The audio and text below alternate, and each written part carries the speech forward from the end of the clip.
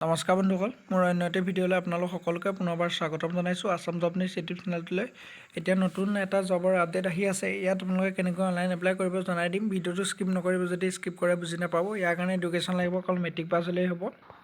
ইয়াত দেখাই দিছোঁ yantra ইণ্ডিয়ান লিমিটেড ৰিক্ৰুটমেণ্ট 2023। ইয়াত 5395টা ভেকেঞ্চি আছে। ইয়াৰ কাৰণে অকল 10 পাছ হ'লেই হ'ব যোগ্যতা। তাৰপাছত এইটো আৰ্টিকল নেমটো লিখি লৈছে yantra ইণ্ডিয়ান লিমিটেড ৰিক্ৰুটমেণ্ট 2023। এইটো 24 তাৰিখে এইটো ৰিলিজ দিছে, মানে 24 ফেব্ৰুৱাৰীত এখন ৰিলিজ দিছে। তাৰপিছত কেটেগৰীটো আছে ৰিক্ৰুটমেণ্ট, তাৰপিছত ডিপাৰ্টমেণ্ট নেমটো হৈছে yantra ইণ্ডিয়ান লিমিটেড। তাৰপিছত জব লোকেশ্যনটো হৈছে ইণ্ডিয়া। পোষ্ট নেমটো হৈছে ITI এপাৰেণ্টিক, নন ITI এপাৰেণ্টিক। ইয়াত আপোনালোকৰ 27 তাৰিখৰ পৰা অনলাইন হৈছে, 27 ফেব্ৰুৱাৰী, আৰু 28 তাৰিখে আছে লাষ্ট ডেট। অফিচিয়েল ৱেবছাইট দি থ'বলৈ আছে, নটিচখন চাব পাৰিব, ডেছক্ৰিপশ্যনত লিংকটো দি থ'ম।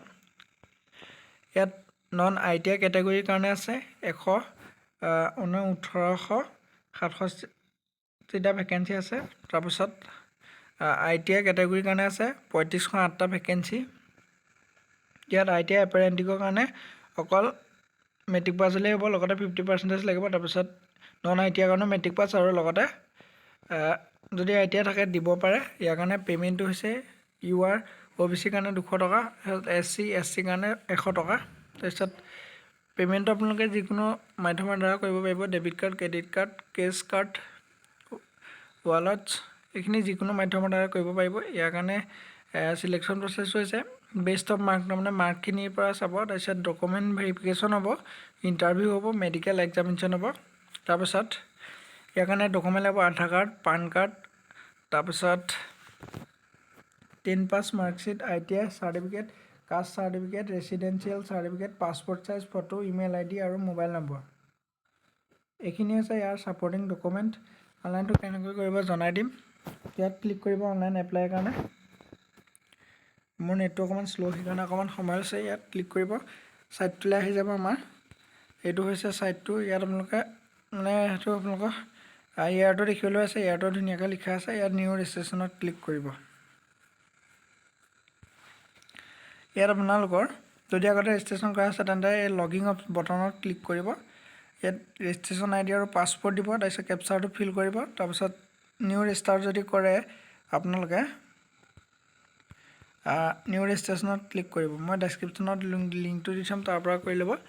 তাৰপিছত ইয়াত নেম অফ কেণ্ডিডেট লিখিব, মানে আপোনালোকৰ নামটো লিখিব। তাৰপিছত ফাদাৰ্ছ নেম লিখিব, মাদাৰ্ছ নেম লিখিব, কোনটো পোষ্টৰ কাৰণে এপ্লাই কৰে এইটো লিখিব। তাৰপিছত কেটেগৰীটো লিখিব, আপোনালোকে কোনটো কেটেগৰী হয়। তাৰপিছত লিখিব আপোনালোক PWD কেণ্ডিডেট হয়নে সুধিছে, যদি হয় য়েছ, নহ'লে ন'। তাৰপিছত ডেট অফ বাৰ্থ দিব, প্ৰথম ডেটো, মান্থটো, ইয়াৰটো। তাৰপিছত জেণ্ডাৰটো দিব, তাৰপিছত মোবাইল নম্বৰ দিব, চেণ্ড ৰিপিট ক্লিক কৰিব। তাৰপিছত OTP নাম্বাৰ বহাব, তাৰপিছত ভেৰিফাইড কৰিব, ইমেইলটো দিব, তাৰপিছত চেণ্ড ইমেইলৰ OTPত ক্লিক কৰিব। তাৰপিছত ইমেইলৰ OTP আহিব, OTPটো ফিল কৰিব। ফিল কৰি ইয়াত ক্লিক কৰিব। যদি কেপচাৰটো ধৰিব নোৱাৰে তেন্তে ৰিফ্ৰেছ কৰিব গ'লেই হ'ল, সলনি হৈ গৈ থাকিব। ইয়াত এগ্ৰীত ক্লিক কৰিব, চিকিউৰিটিটো ফিল কৰি ল'ব। চিকিউৰিটি ইয়াত দেখিবলৈ আছে 34 স্মল j স্মল f এনেকৈ আছে, এইটো ফিল কৰি ল'ব। তাৰপিছত লগিং অপশ্যনত ক্লিক কৰিব। আপোনালোকৰ মেইলত আৰু বা মেছেজত আহি যাব ইমেইল, ৰেজিষ্ট্ৰেশ্যন ID আৰু পাছৱৰ্ড।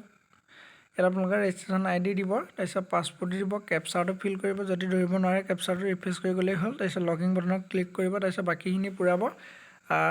যদি পূৰাব নোৱাৰে মোক কমেণ্ট কৰি জনাব, মই পূৰাই দিম। যদি ভিডিঅ'টো ভাল লাগিল লাইক কৰিব, কমেণ্ট কৰিব, শ্বেয়াৰ কৰিব, লগতে চেনেলটো প্লিজ ছাবস্ক্ৰাইব কৰি দিব।